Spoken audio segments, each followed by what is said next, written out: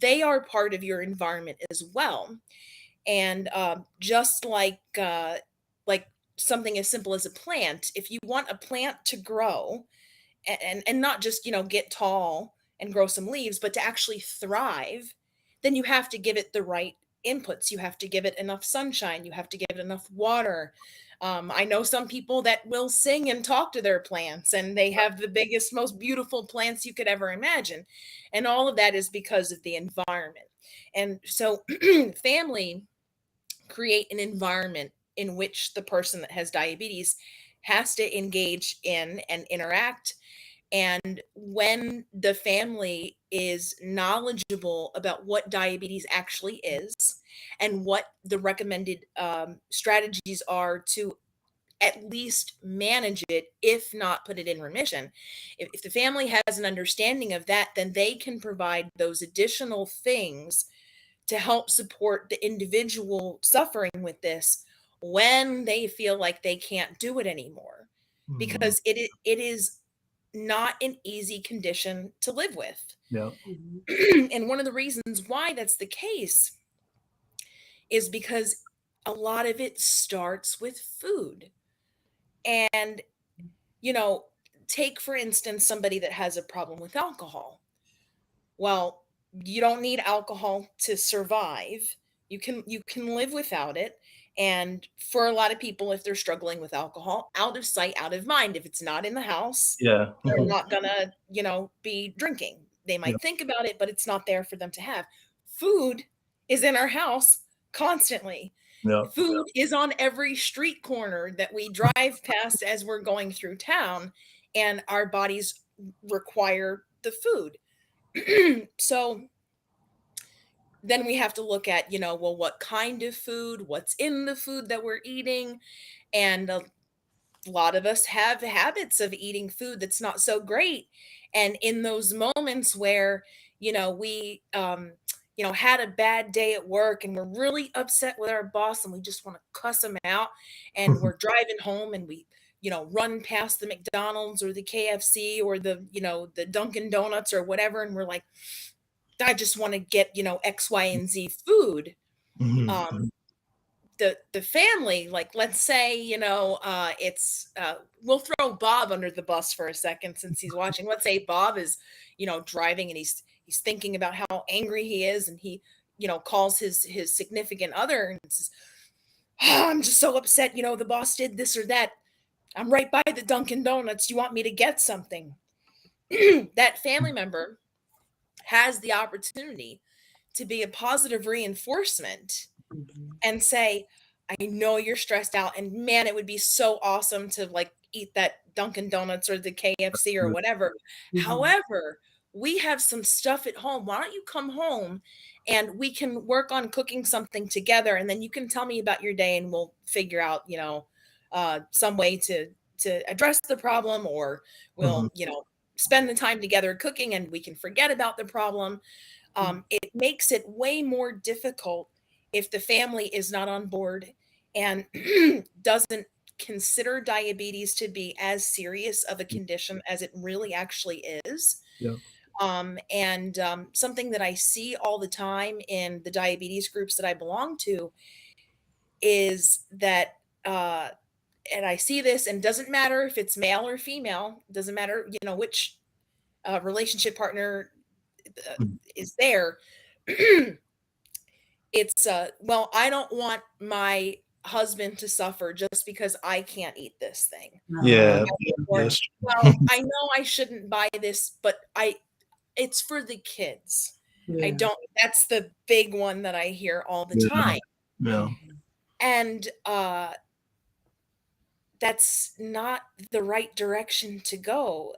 Um if we want our family member who's struggling with this to do well, we have to help them Yeah. uh, along the way, and that means providing a safe place and providing positive reinforcement and Mhm. coming up with useful ideas that maybe the our diabetic that we love hadn't thought about.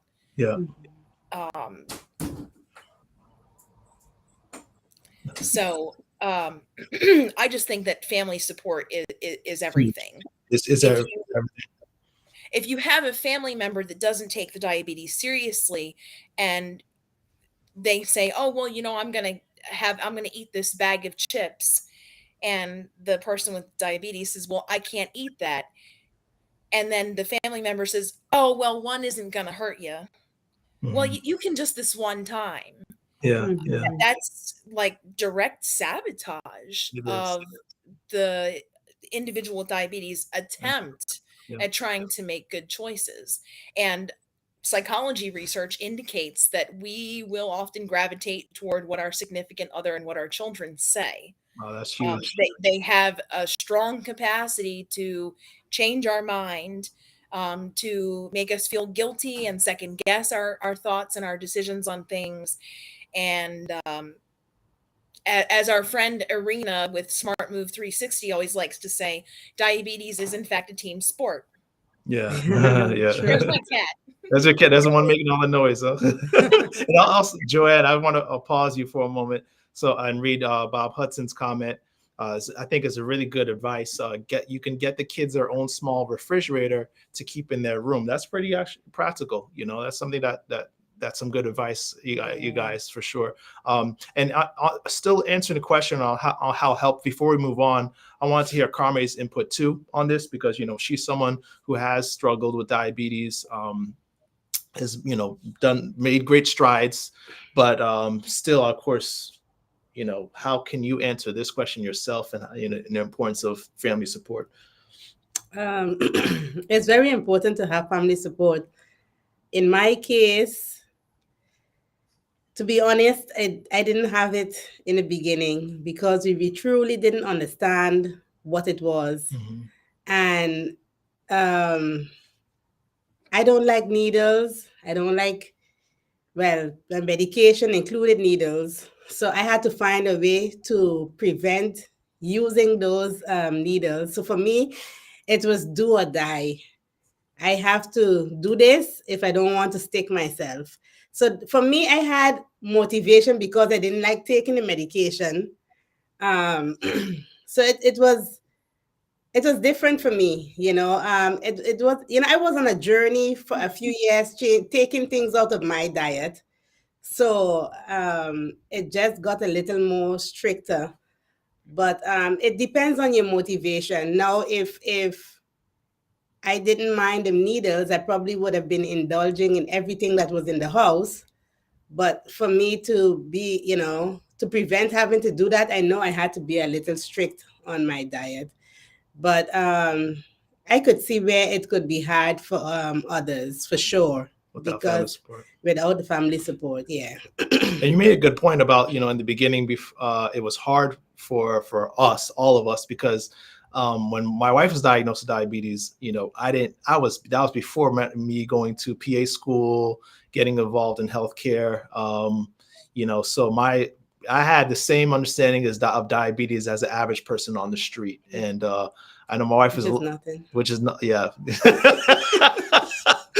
My wife would be quick to tell you that how frustrated she probably was when Yes. she's running to the bathroom to pee all the time, and I'm telling you just drink too much water, He's stop telling drinking me, water. control yourself. Just control yourself. I said, you need Shame some on you, Lewis. control, stop drinking water, and obviously you're not going to be running to the bathroom. I'm not pulling over for the 10th time. On the highway driving, Lewis would not stop. I have to pee. Please stop at this gas station. No, just control yourself. Stop drinking the water. Yeah. So I think Yeah, this see. week we could use this to transition to the next question, which is, Mhm. what are some practical ways to include members into your support team? Because of course they I'm sure they want to help, but how can you help them help you? What are some practical ways? So Joanne, you could hit that off. Yeah.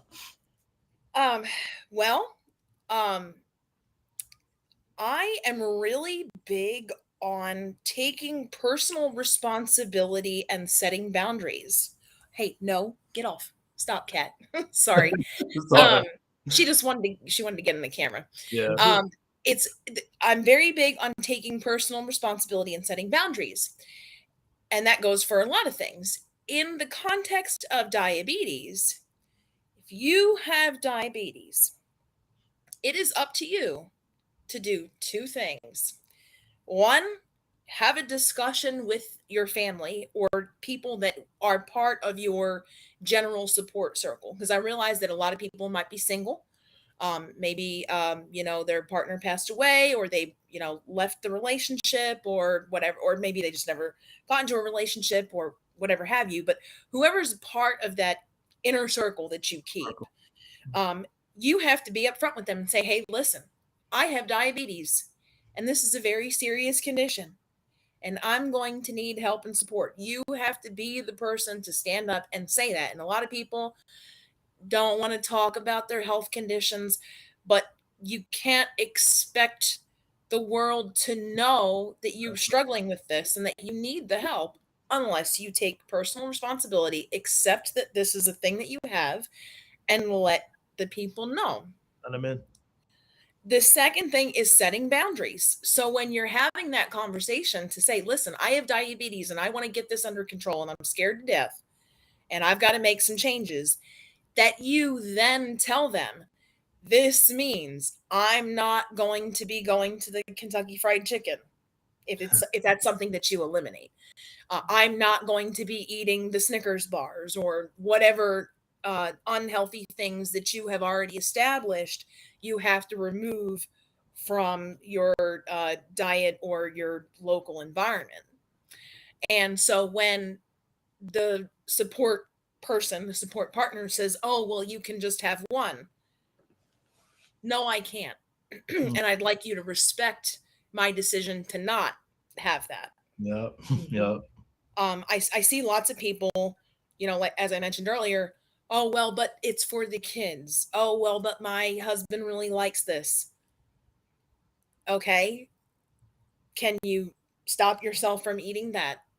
Yep. Can you, what are you going to, so you want to allow this family member of yours to have this thing that you love, but you're not supposed to eat. Do you have a plan to avoid that? And that's where I really think, like, back to the, taking a personal responsibility. That's where, being upfront and being vocal makes a world of difference. You made a good point in the beginning in saying, how when people speak or sing to their plants, right, and they have the support. So if you think about the natural world grows and flourishes with the support of multiple influences, how much more us as human beings? We can only flourish with the support of those around us, but how can they support what they don't know and understand? And I feel like a lot of people in the chat might really have some experience with this. So if you guys have any stories to share or advice, definitely plug in the chat, share with all of us how you're dealing with this topic of friends, family, and support.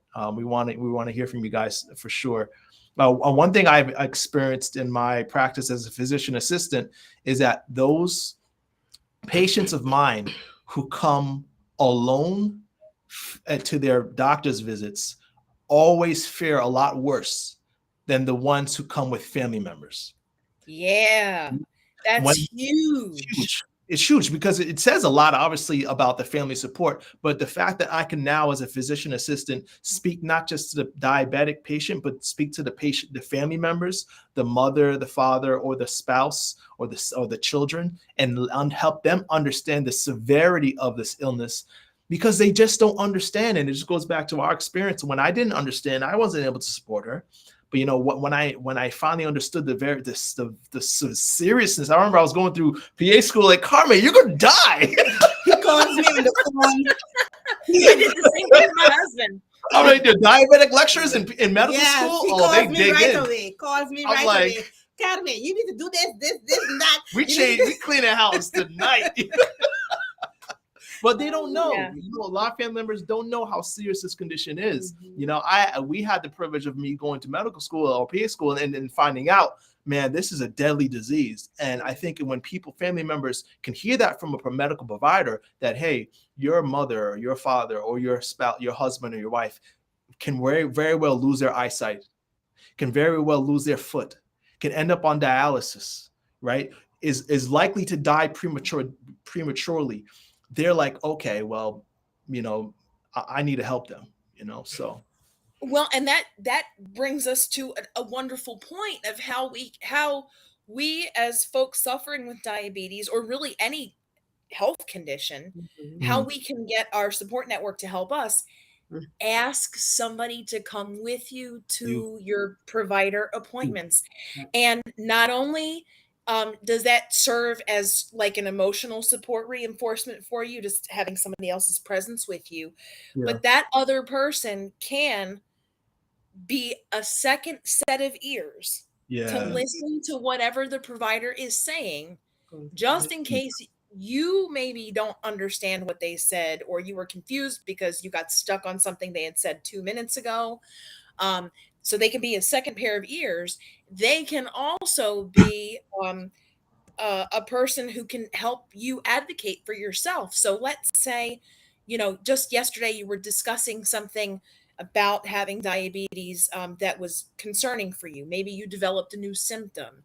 Maybe you're having not such a great reaction to a medication you were prescribed. Mhm. And you get to the provider's office and the provider's throwing information at you, and you forget that you wanted to talk to the So you provider about X, Y, or Z symptom that happened, or X, Y, and Yeah, Z they could. new thing that can you wanted to remember. try. That Yeah. person that comes with you can say, "Hey, wait a minute. Remember you and me were talking about this yesterday? Didn't you want to ask Dr. Smith about this?" "Yeah, Dr. Smith, they were just telling me yesterday. What do you have to say about that?" So that's another way that they can help. Help. And Mhm. it's Yeah. invaluable. That's huge. Yeah. That's huge. And remember, guys, who are on the chat, anyone viewing, if you have advice, definitely throw it in. I'll turn the same question over to my wife. And what is your experience on practical ways to include family members in your support team? Um, Start teaching them what you learn. Hmm. How the whole what diabetes is, the side effects, everything. Teach them everything you can, and they would, get a big understanding of how you need the support as well, Hmm. especially for us in our little family. I Hmm. guess our kids, we had to teach them, show them the pictures and everything so that they can see how important and how um, deadly disease can be, so they can understand for themselves and then understand why we are making all these changes in the house. Yeah. So And before you finish that thought, I want to read sorry. a comment here. Bob Hudson says, Coach JJ attended by phone at one of my appointments with my endocrinology office. That's awesome. That's great. I mean, that's a great idea too. If you That's have. something I do regularly with my clients. I always offer that to them, Mhm. because a lot of times the things that the provider, the message gets lost in translation between the provider's office and the time that they talk to Yeah, me on the phone.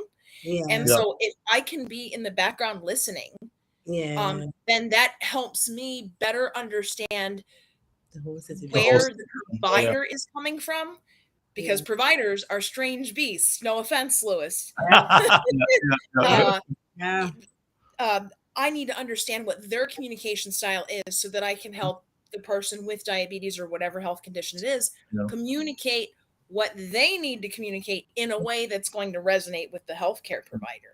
And yeah, that's not abnormal, because a lot of providers, they're used to consulting with other providers, so it's almost Exactly. like you're just bringing in another consultation, right? And they like that. I love to see a patient that's involved enough to have ancillary or extra support, in their journey. And I'm going to Yeah. honestly put more work into that patient. I mean, even if it's subconsciously, I'm gonna say, hey, this person really wants to make changes. Let me really do my Absolutely. best for this person. So absolutely bring somebody to support you, especially someone who you really trust with your appointment. Judy says, it is my eldest son within yeah. my family who has learned the most and has diligently made meals for us, measuring and knowing my target number. Wow. And it is so wonderful. That is huge Yes. when you have your kids. Our daughter's been Well done. helpful too. I think Joanne, you have a great kid too. It's your kids can do a lot more than you think to support you. We've actually helped my daughter has helped, I think, with meal prepping and in the kitchen. She wants to eat healthier because Yeah, she of changed her diet as well. I always say this: we're all benefit because we all are in kind of on this health journey with my wife. So it's huge. But next question is huge, right? Not all family members are like that, right? How No. many of you guys in the chat have difficult family members? Whether in the home or outside the home, people who just seem to sabotage your goals, or sometimes it seems like they just want to undermine your efforts on purpose. So how do you deal with? I'll let Joanne start. How do you deal with difficult family members? Well, that goes to setting boundaries and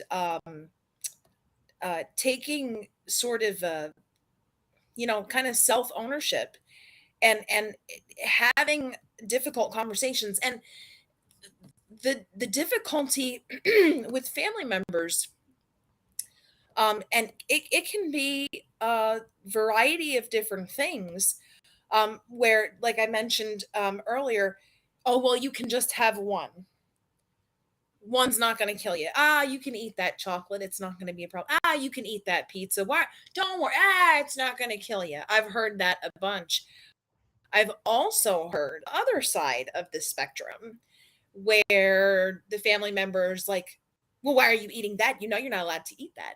They turn into the diabetes police. Yeah, And the food that police. can become extraordinarily frustrating. Um, and I actually wrote a section for the next book that I'm writing, which is all about food, about how to have difficult conversations about food with the family member. And so it's educating the family member and saying, listen, I have diabetes. Therefore, I have to manage my blood sugar. The research and my doctor says I'm not supposed to eat the following things. So I'm going to make a very strong attempt to not do that. You, other family member or person, but I have to. And I would appreciate if you would respect that, even though it's not your personal choice, respect that it's mine. And I do think that it's important for people to share their feelings. A lot of times we start conversations and we start them with a blame factor. You don't love me. You don't support me. That is more accusing. If we can just share our feelings without assigning blame, that can go a long way when we're having these conversations. That's huge. So instead of saying, you don't love me, you don't respect me, you could turn it around into a positive thing and say, if you could respect my boundaries with these food choices, that would help me feel more loved and cared for. Make it about you, not them. And turn it into more of a positive thing. Yeah. And I think it's important for people with diabetes or any health condition when they're having these conversations to highlight the benefits that the other person will experience when you are taking good care of your health. So, for example, a lot of folks with diabetes will find that when they have a meal that is, heavy on, the not super healthy carbs and or added chemicals and things like that, that they'll feel very tired after eating and not feel like doing a task that need to be done, or they'll feel like they need a nap or something. So maybe some stuff around the house has been slacked on and hasn't gotten done. Well, one of the benefits that the person with diabetes can say is, hey, I know it's going to be difficult to change our diet, but I know that if I change my nutrition or I change my physical mobility level, like I get out and I go for a walk or I go to the gym or whatever that may be, if I do those things and you help me do them, it's going to benefit you because I will feel better. I will be in a better mood. I will be less reactive and less negative. I will have more energy to get things done around the house. Even my mental clarity will be better. So I won't have to ask you to explain yourself or repeat yourself 25 times because I will have understood it the first time you said it because my brain's working better because my body's doing the right thing. Yes. And that Yes. can be something that can help stimulate acceptance and participation on the part of that support network that we have. Yep. Yeah. I think summarize, you basically summarize three very important things. Number one, set boundaries. Mhm. Number two, make sure you stay positive, keep it positive, right? As hard as that can be. And communication, So if setting boundaries, keeping it positive, and making sure you're in communications, with an open communication with those who are difficult, and understand that sometimes they just won't understand because a lot of times people just make it about themselves. If you can't, we know how that is. Sometimes I feel like you just gotta count your losses and say, you know what, they're not going to be able to support me, and just that's it. But you do your part. I like so we have some comments here. Gail wrote that no support. I'm not sure if you mean to say that you don't have any support. We're here to support you though. All right. You got a team right here, even if you don't feel like you have support at home. And then I think Abdullah. Yeah, I think that's how you probably. Oh, Abdullah. I'm sorry if I'm messing your name up. Writes, I think that the level of sensibilization for the people should be as important as they promote the food and drink that are obviously making the risk highest. So I think you're saying, the importance of communicating what foods are harmful to you, like Joanne said.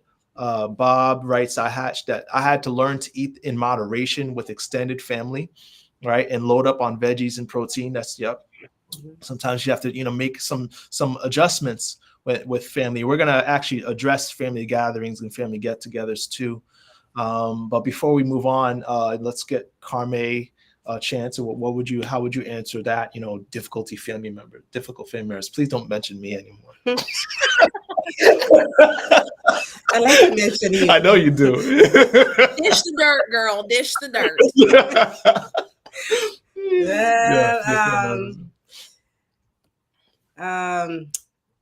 A more difficult family member, I would say, would be your grandmother, because she could not understand, because of her education level, the language barrier. We could not get her to understand that I couldn't eat her food anymore.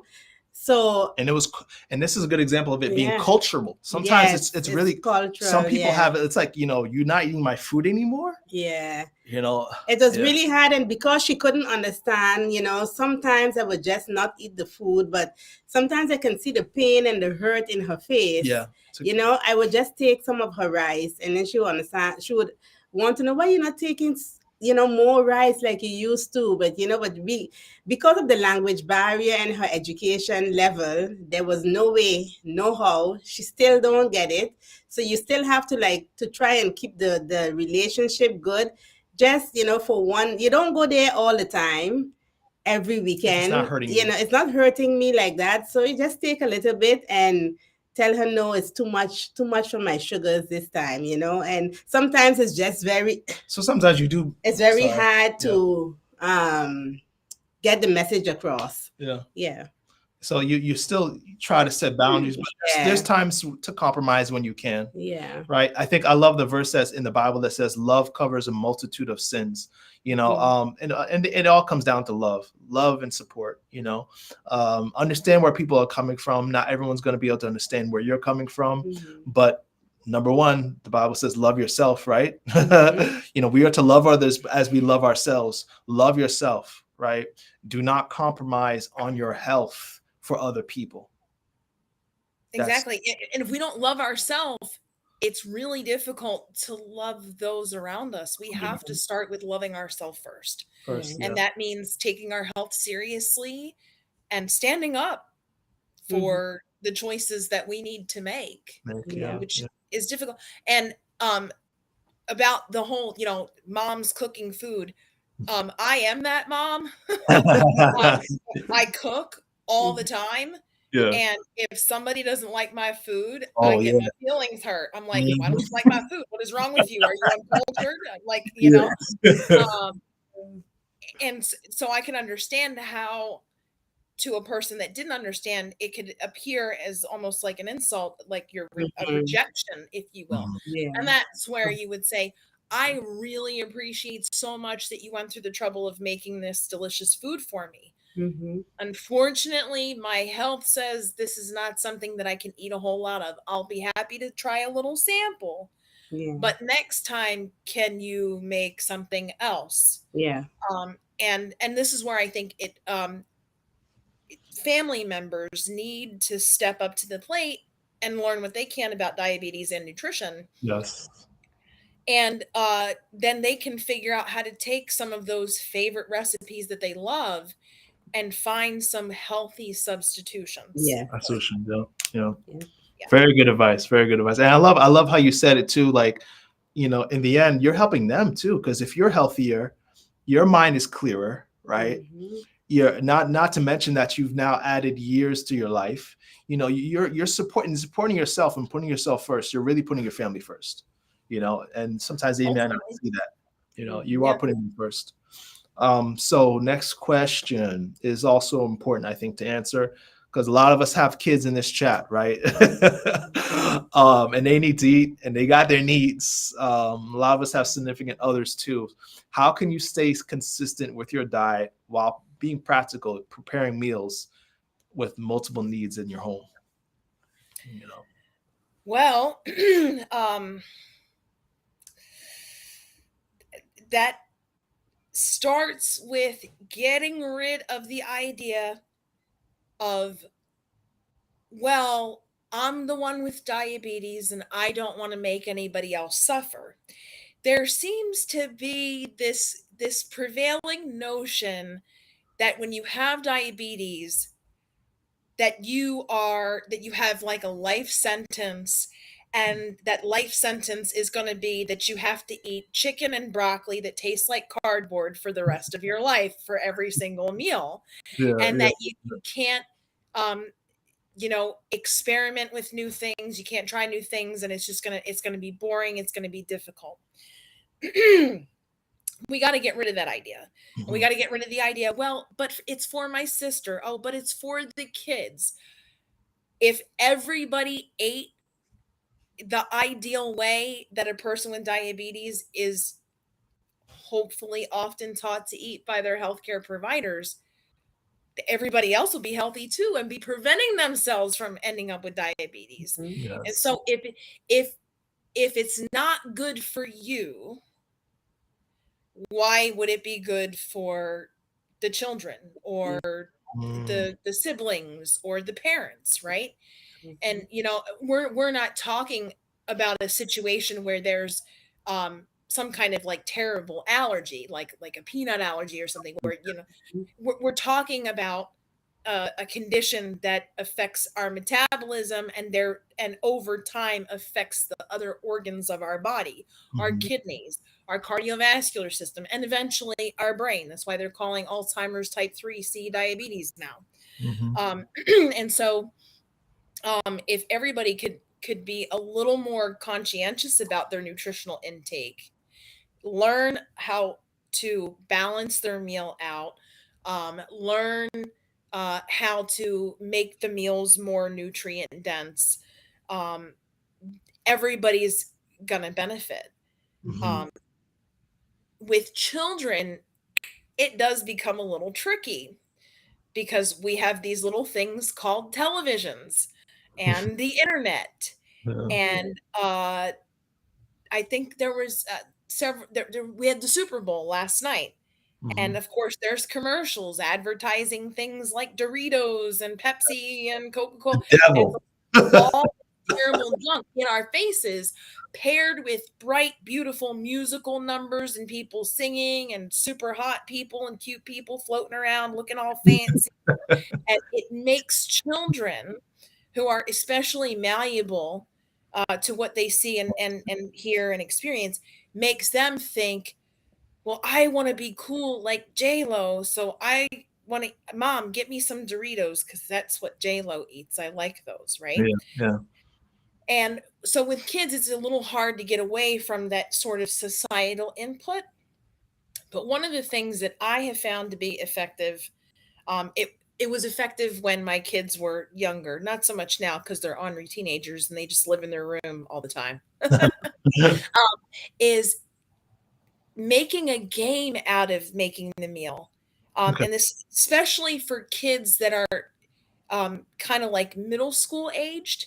It's like, okay, I want a giant stack of pancakes because pancakes are delicious. They're fluffy and they're hot and buttery.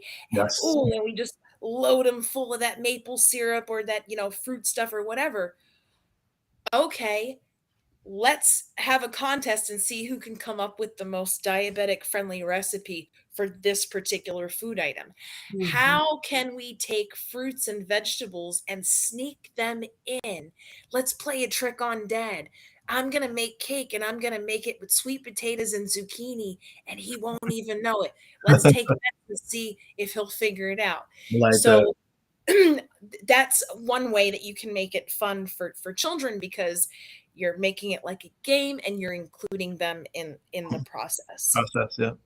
And Mhm. I like where you're going with this because I think a lot of us we think that especially with the picky eaters, they'll never change, or you've been eating this way so long as a family, you can't expect them to do any differently. But you'd be surprised how, and we've experienced it in our family, how and I've experienced it with other people who've made changes, how quick those kids can be on board when when you make eating fun, healthy eating fun, when you take the time to learn new recipes, right? Healthy eating does not taste bad. It tastes very good. Um, Right. yeah, And one of the things about the actual creation of food, as a person who has been a faithful chef in the kitchen for over 30 years, yeah, food is largely about presentation. Mhm. yes, it's huge. You can tell somebody, well, I'm going to make you a pot of lentils and a pot of lima beans and some carrots and this other vegetable, and the person will think about it, and in their mind they'll see a pile of like mushy peas and like just gross looking vegetables. They don't want it. But you can take those foods and you can make them look pretty by adding other accents.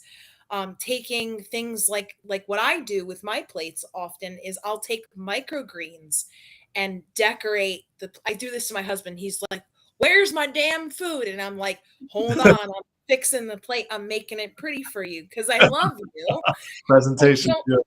I'll take the microgreens and put them around and like make it a little artsy so that when I present that food, it doesn't look like a diabetes meal that's Yeah, boring or yeah, gross. it should not It be looks boring. like something that you would get in a fancy restaurant, Make which it is going to fun. make you more inclined to eat it. And so, this is especially helpful with kids, making the food stand out and look nice with vibrant colors will often make a person or a child in particular who's picky at eating be curious about at least trying the The food. food. Yeah, that's important. And Abdullah makes a good point. Most important children are to submit to that kind of food and that they don't want to be denied when parents tell them no. So if we teach them how to eat healthy since they're young, from a young age, basically, I think what you're saying is if you start from young, it's a lot easier as you get older. Of course, now, if you do have those older kids, as you said, ornery, it's hard to make those changes. One thing I've heard people do is at least set some kind of limits. You might say, okay, everyone is allowed to have their one favorite, snack, and when you go shopping, and that's what we limit. Set some kind of limitations, so that they can understand that you're not putting them in food prison, right? This is not some kind of concentration camp, diabetic That's how concentration it camp, works for us. right? You could still allow your kids to, especially the ones who are older, but definitely you want to set boundaries and still, like Joanne is saying, encourage them with fun, healthy, good on the eyes meals, and you'll be surprised, like, man, oh, that looks good. Let me try that. And before you know it, they're eating off your plate. We've seen it. Yeah. We've definitely seen that. What are you gonna say? For us, it was kind of a hard transition for my daughter because of this very non-supportive husband in the beginning. He would take the girls out and they would have their cheat nights and cheat days. Oh, we had a lot of cheat nights. And I'm home and not eating the stuff or telling them they shouldn't have those things. But now he is very supportive and actually, always eating the same way I am. So my daughter, she is learning now that she has to also come on. And for me, I chose to be very harsh in a way, like, let her eat what she wanted to eat in the beginning. I stopped cooking 2 pots. So I cooked 1 pot now and everybody eats the same food that I eat. Yeah. You got to set a standard. Yeah. I stopped buying processed food. No processed foods comes in the house. And my daughter, I tell her, you know what? This is how we're eating at home. If you're at school or you're with your friends, you eat however you want. I can't help that. But one time she got sick. And she's like, oh, I'm not feeling good. I was like, that's your business. I didn't give you nothing to eat. So she was vomiting. I was like, come clean it up yourself. Come, you vomit. I'm not cleaning it up because I can't deal with vomit. I was like, okay, get a bucket. Come and make some tea for yourself. I let her take control of her sickness because that is the way she wants to eat, right? So after a while now, she started to say, you know what? She's going to try and eat like us. Or when she started to get sick, she was like, I want to eat raw for a little bit. All of a sudden, she wants to eat raw, that up to the point now that where we are, she is just eating exactly what we're eating. Yeah. She didn't like quinoa. Now she's eating quinoa. And this week, I started to teach her how to actually cook. So I told her she's going to cook the curry and the rice. And I gave her the recipes and I tell her, you in the kitchen, if you need any help, you call me. Yeah. So she is, by experience, she is learning that if she eats, all these processed foods too often and gets sick, nobody can baby you to health. Mm-hmm. You have to go through the hard times. Mommy is not going to be rubbing your back because you're a teenager now and you chose to eat that. You have to choose to nurse yourself to health. Yeah. So that, because she's a teenager, that is the way I took it on, and it was successful for me. Yeah. It wouldn't work for everybody else, but that worked for me. Yeah, everyone has a different dynamic. Yeah. I've had to do the same in my house. I've got I have one child that absolutely loves Coca-Cola. Mm-hmm. And I've tried doing the education piece. Hey, did you know that stuff can eat the paint off the hood of a car? Imagine what it does to your stomach. Yeah, and they're like, whatever, you're just a health nut, Mom. We don't want to hear it. Yeah. Well, now I don't buy the junk food. Mm-hmm. I'm the one that does and they'll complain to me and I'll say, do you earn money? Do you have a job? You got a paycheck? You paying for the groceries? Oh, no? Okay. Well, I'm the one that's paying for the groceries. So I'm doing the grocery order. Yeah. Mm-hmm. And then, I'll allow them to have like one treat thing. Mm-hmm. And in the past, they have gone through that treat thing. They eat the whole thing or they drink the whole container. And, oh, well, I want another one. Sorry. You had your one thing. That's it. Yeah. The rest is what I'm cooking. Setting boundaries, If you don't like it, I guess you don't have to eat. You're not going to die if you fast for a day. Yeah. Yeah. You're still the parent, Now, of course, dealing with kids is one thing. Dealing with a spouse that isn't on board is also hard. I think that's the ones that really make it very difficult when the other partner is going a different direction, But I feel like we've covered that a lot already in just the importance of involving them, educating them, bringing them on board. I mean, the first question you should ask yourselves is, has that significant other attended any of your doctor's appointments? The more involved they are, the better chance you have of them really sticking with you, sticking by you. Because like you said, this is a team sport. Mm-hmm. And my heart goes out to those who are alone in this journey, because like we read in the Bible, a three-stranded cord is not easily broken. We want to find support where we can. So there's another question that I think two more questions that we want to dive into that I think are really huge before we close. One is family gatherings and outings. You're invited out to eat, you're at a family gathering. I know some of the things you've already shared are helpful, but I know a lot of us struggle with that. What to do when you're out with friends or family outside the house. Any practical suggestions for that?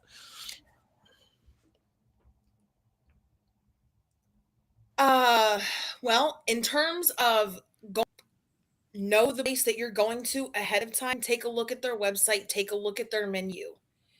Most places have something that you can have. It might be a salad, but for the most part, most places will have probably a few different items on their menu, or you will be able to ask your server to make some modifications. But to educate, you got to educate yourself before you go. Don't show up to the place, especially if you have a bunch of other family members or friends and stuff that are showing up, and just, well, I'll just figure it out when I get there. And then everybody's ordered and everybody's starving to death. And then they get to you and then you're sitting there, I don't know what to get. And you're hemming and hawing over the menu because the angry is going to kick in from everybody else. You and your diabetes holding us up. This is ridiculous. Yeah. So educating yourself and planning ahead of time is very important. When it comes to family gatherings, unless there's some kind of weird rule in your family that like mama is the only person that's cooking and everybody's just going to eat what mama cooks, bring something to offer for everybody else. So, a lot of families do the potluck dinner, which I think is a great thing. And so make sure that you bring something that that you can eat, so that you're not stuck, either having to sacrifice your commitment to your health and eat junk that you're not supposed to, or you're not going to have to starve to death. You'll have something there to nourish you while you're hanging out. But then there's mom or grandma or auntie, or it could be uncle too, who knows. Well, I made this, aren't you going to have some? The pressure. It's like you said with your mom kind of got that pained look in her face when you said, I can't eat that, it's too much, right? And that's where I would come back and say, I know that you made this delicious food. I have to mind my diet, but actually I'm not here for the food. I'm here for you. I'm way more concerned about hanging out with you, listening to you tell stories, holding your hand, playing games, whatever it is. I'm here for you, not the food. And that will help turn that into a more positive situation and, kind of head off the argument so that doesn't happen, and make the other person feel like they are valued and cared for. And that even though they made the effort to make something that you're not going to eat, you still love them and care about them. Yep. It's all about love and just spending time with them. That's what it really all comes down to, the time you're spending with them. But summarizing what you're saying is everything I would have said. Have a plan, look ahead at the menu, bringing food to those gatherings that you could eat and sharing it with others. Those are very practical tips. And another thing I've heard people do, and I think you've done this sometimes, is nothing wrong with eating before you get there. Load up a little bit. You're not going to have a lot of options, especially if it's a restaurant that only has salad. My wife was like, my wife don't play when it comes to food. Okay. She gonna eat, right? So sometimes we'll have a pre-dinner. You should eat something before we go out. And she's satisfied. She's not having anything on her plate. Because now I've come to the point where I changed my diets for such a long time that I told Louis this week I don't enjoy going out to eat anymore Mhm. because I don't enjoy the food. You know, we have like a handful of vegan restaurants around here that one of them I don't even step foot into them no more because although the food is whole food, plant based, they use too much oil and I can taste oil now and I don't like it. So Taste bud change. yeah, that restaurant is out of the picture. I just don't enjoy going out to eat anymore. It just we would go out to eat and I would just have nothing and while the rest of the family is eating, and I have no problem with that because the food just don't taste good anymore, you know. So It that's really does. powerful. Yeah. Yeah.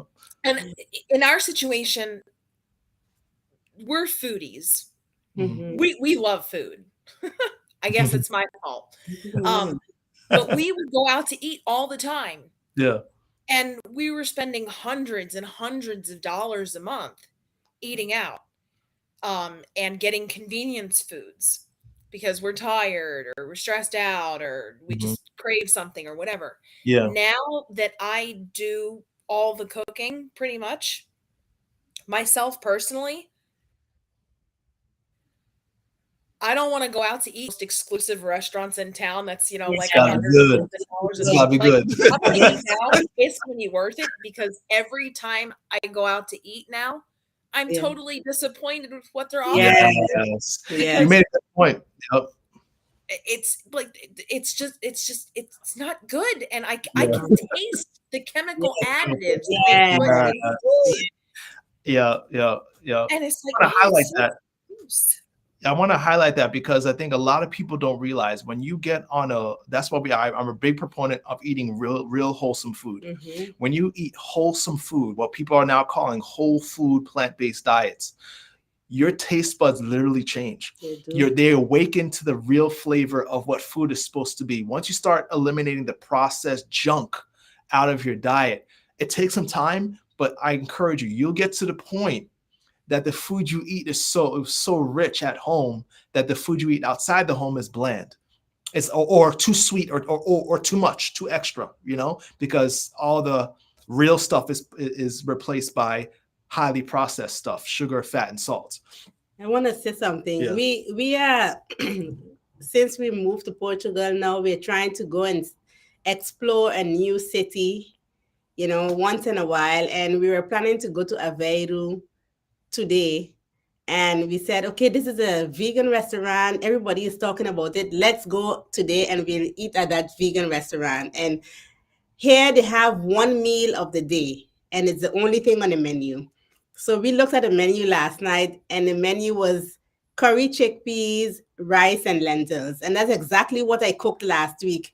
And it was like, no, we're not going. We're not going We could probably because do it better than them. we already ate that Right. this week. So we're not going to that town this tomorrow because we already had that same exact thing on the menu. We're gonna go on Wednesday and try out something different. Yeah. So yeah, it's very you have to really plan for it I think it's because freeing. yes, It's very freeing when you freeing. learn to eat wholesome real food Yeah. and put the effort into making meals at home that are fun and taste good. Mhm. And especially considering these times of economic adversity where the costs for everything is going up, Yeah. um, you save so much money. Much Oh yes. Yeah. Oh, yeah. Not only on just the food, but on the gas to drive to the Yeah. restaurant and the time Oh, to have to delivery. sit there and Yeah. wait, and it's just so much better when you do it yourself. And I know that Yourself. a lot of people will say, "Well, I don't cook like that. I don't know how to cook." But you can learn. Yeah. That's why there's a whole World Wide Web full of information. Recipe. And Yes. Joanne, I'm sure you got a collection. So if anybody needs help, she could provide recipes. I could divide Diabetes 180. We have over 280 recipes, that you guys can access. So definitely. Last question. All right. So we've been here over an hour. This is awesome.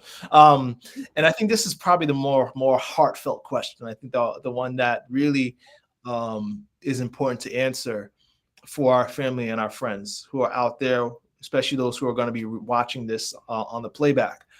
How can family and friends encourage someone experiencing diabetic burnout. What diabetic burnout is that feeling of overwhelm where you don't care anymore. You've experienced it, I'm sure. Mm-hmm. I think every diabetic has experienced it where they just, you know what, I'm eating whatever I'm going to eat. You're all going to die of something, whatever, right? Like, No, or, you know, no. maybe you never said that, but a lot of people say that. Yeah, For what, a lot of people do. just they felt so overwhelmed that they're like, you know what, they just literally quit on their health journey. How can we as family and friends lift those people up without being too judgmental? Obviously, that I have experienced this with my husband, Mhm. who is the diabetic, and he has said exactly that line. Something, I'm gonna do what I want, right? Mhm. Yeah, And yeah. you know, that's difficult for me as a healthcare provider going, oh my God, you're going to eat that. Your blood sugar is going to go up to like 300, and then you could be in diabetic ketoacidosis. But going to that person and saying, oh my God, you're going to ruin your life. You're going to, that's not helpful in those moments of the burnout. Mhm. What the person with burnout needs to hear is empathy and compassion and saying, I understand how you feel Mhm. and I'm here to support you. I know you said you feel like you're going to eat, you're going to die anyway. You want to eat whatever you want. Why don't I fix you something that's kind of like that thing that you want? I'll just make it a little bit healthier. Like take the effort to offer to do something for them. Mhm. The other side of it is if the person with diabetes is, well, I'm just going to go ahead and eat that chocolate cake because I don't care.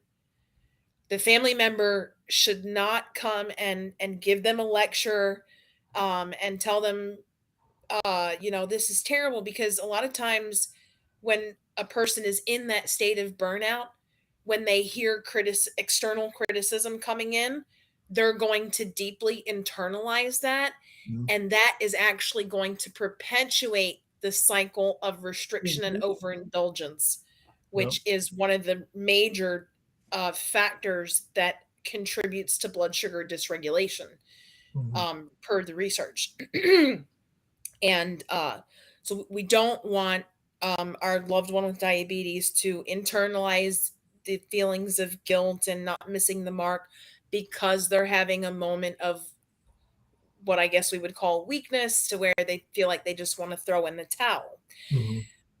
The next thing is that I would say, remind your diabetic loved one, I do care about your health because I love you and I want you to be here with me for a long, long time. So, what can I do to help you?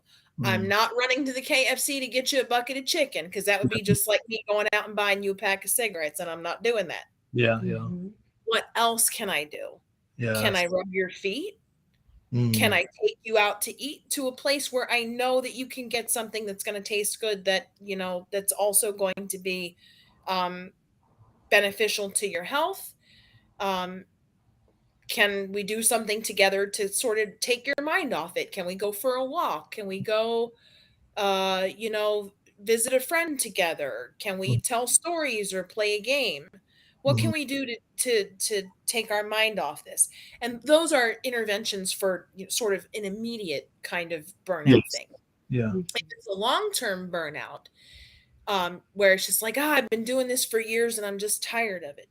Perhaps offering to take over some of the responsibilities, that, like, okay, well, I know it stresses you out to go to the grocery store because you're being bombarded by these rows of cookies and chips and junk that you shouldn't be eating. How Mhm. about you tell me what you want from the grocery store and I'll be the person to go grocery shopping for you, and I promise I'll get what's on your list. Yes. That's one way that you can help. Offering to actually do the cooking is Yeah. another. I know you're really tired and you had a really bad day at work and your feet hurt. I have an idea for a meal. You go ahead and sit down, and I'll bring you some little snacks and little samples while I'm cooking. And in about an hour and a half, your food will be ready, and you won't have to worry about it. Mhm. Yeah, Yeah. yeah. Very simple acts Very of good. love that we can do for our loved ones. Yeah. Yeah. Very good ideas. Abdullah, Abdullah says, yeah, most of the time the support is so poor that they feel abandoned, and the judgment of people won't make it better for them. We should help them, but in such a way they don't feel hurt. That is so true, because when you're already down. And one thing I always say is that health is a journey. There's going to be ups and downs in your journey, right? Like the Bible says, we fall down, but we get up again, right? There's always going to be a time where they're going to be up. So finding a way to support them sometimes in ways that has nothing to do with their diet. What can I help you to release some stress from you, and showing them love and support and care. And I think that actually just gave me an idea. And this idea comes from so for folks that don't know me, I have identical twins. And they are 15. That's funny. We have a lot in common. You all have twins too? She's a twin. You're a twin. Yeah. Oh boy. Yeah. Okay, we need to talk. So my twins suffer from epilepsy. Yeah. And with the epilepsy, they've had some learning difficulties, some ADD, and also some mental health challenges. Wow. So they see some specialists to help deal with that. And just today, one of the folks came to visit us here at the house, because unfortunately I can't leave the house. That's a story for another time. They came to the house, and every so often they have a paper that they want the kids to fill out that say, these are the things that trigger me. This is how I feel when that happens. Here are things that I know that I can do to help myself feel better when I have a trigger episode. And here's things that my family can do to help support me during this time. I need to create one of these sheets for folks with diabetes, right? It's huge, And why? Because people aren't going to tell you. A lot of times they're not going to tell you what's wrong. You have to ask them, and I like that, because it's like giving them an opportunity to share what's on their heart, what's really burdening them. And sometimes as the family, I'm talking to the family and the friends of someone who has diabetes, just simply ask them, how can I help you? How can I support you? What's going on? Right. And the person that has diabetes could fill out one of these sheets and give it to their significant other and say, okay, right now I'm in my right mindset. Yeah. Everything's cool and everything's fine. But there's going to come a day. It might be tomorrow. It might be next week. It might be in a month. But there's going to come a day when I'm going to have a miniature meltdown. Yep. Here, let me go ahead and give you my wishes now. So if you see the following things happen, you know exactly what to do. And that way it takes away the potential for explosive discussions. Because these discussions never work out well when we're in a terrible, kind of altered mindset, when, the food devil is, making us hangry, or, we're angry at somebody. We can't have this thoughtful discussion. Taking the opportunity to be proactive and think about, okay, if I'm feeling like this, what do I want my family member to do for me? Writing that down, or at least having the conversation. That I think can go many miles in helping the situation. So I love that. Yeah, I love that. That's really good. What were you gonna say? I was gonna say something. I thought so. I mean, I'm sure you've felt diabetic burnout before, right? It comes and goes, maybe. I have. I guess the I'm trying to think about when my burnout was the worst ever, and it wasn't with my diet change. It was actually when I was on medications, and I was on the raw vegan diet, lost 50 pounds. Then I was diagnosed with diabetes and was on insulin and gained 30 pounds. And the doctor told me that, oh, that's normal. You shouldn't gain anymore. And I left his office and I was like, I'm not taking another ounce of insulin. And that is when I said, you know what, I don't care anymore. And what enhanced that is that I was working in the doctor's office, and every Monday I go to work, I was 5 pounds lighter. I was like, this is great. Yeah. I'm going to just continue this, not worrying with anything. And I was able to lose 25 pounds by doing that, but I also lost my eyesight. So that is when I had to stop, stop that and really try and see what I can do to, that's when I really got serious about the diabetes, because I had to, I should say, when I realized that I can't rely on the doctor, I have to do my own research and see what I could do to reverse this. Yeah. I think the takeaway from that is that you go through seasons. Yeah. When you have diabetes, you go through seasons. There's Yeah. going to be times you really feel discouraged. It doesn't last forever. Yeah. It doesn't.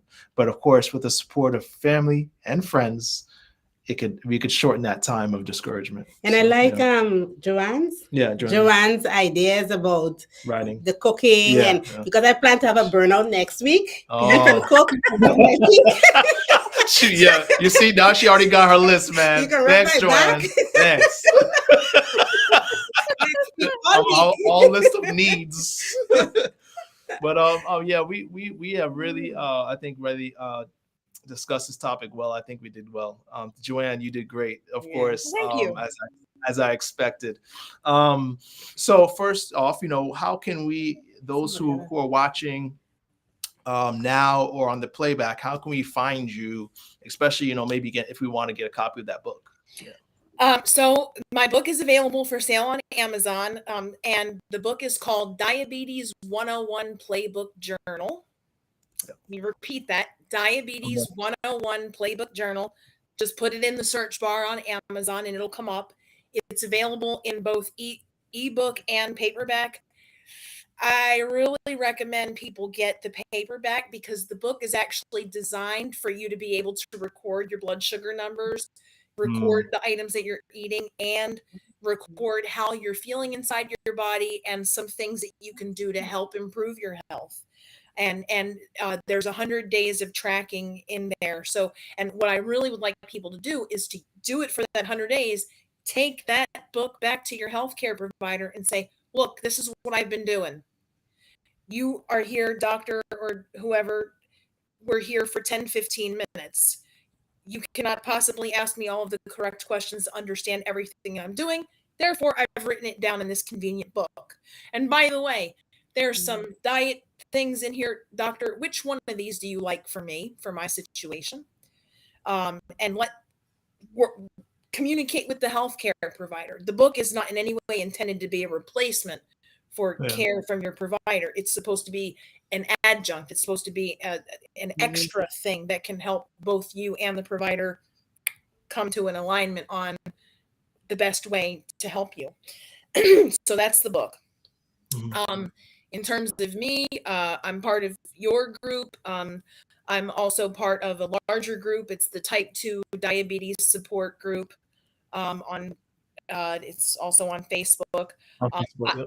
I don't have like a business page for myself. I just have my own basic personal page. Most of my health posts are public, so anybody that types in my name on Facebook, which is Joanne Voorhees Collins, you just type in my name, you can see my public posts. I don't accept friend requests from people that I don't know, that I haven't actually had some dialogue with, but anybody is welcome to send me a private message. I'll review the message, and if I have something meaningful to say, I'll certainly reply back and answer whatever questions I can. One day in the not too distant future, I hope to have a website where I can host videos and things like that. So I'm still kind of a work in progress with that, but yeah, you're supporting people, and we love it. We love it. All right. So everybody, thank you again for tuning in with Diabetes 180 here. Our goal is to have a live just like this, a live stream every 2 weeks. So definitely, set your calendar date every two weeks, some Mondays, usually at this time, we'll be here talking about diabetes and how we can finally learn together how to lower the numbers of the millions of people around this world with diabetes, right? It can be done. That's our goal. My goal is to help 1 million people. Yes. Let's do it. Here in the United States alone, we have 37.5 million people currently diagnosed with the condition. That number is expected to jump to 75 million by 2030. We are only 6 years away. Man. that we can do if we all work together to provide education Yes. and awareness to the community that goes to our family members, our neighbors, our coworkers, and things like that. If we all work together, we can help make an impact on that and help save ourselves pain and suffering, save money from having to not spend thousands upon thousands of dollars on medications that in a lot of cases don't really work because they don't address the root cause of the Nope. problem. And I think the world would be a better place if Yeah. Yes. we all work together towards this. Absolutely. Yes. Let's have one final reminder, how we started from Ecclesiastes. A cord of 3 strands is not quickly broken. So, guys, let's do this together. All right. See you next time. Thanks for tuning in. Joanne, you've been a pleasure. Thanks. All right. All right. Bye-bye. Have a good night. Bye.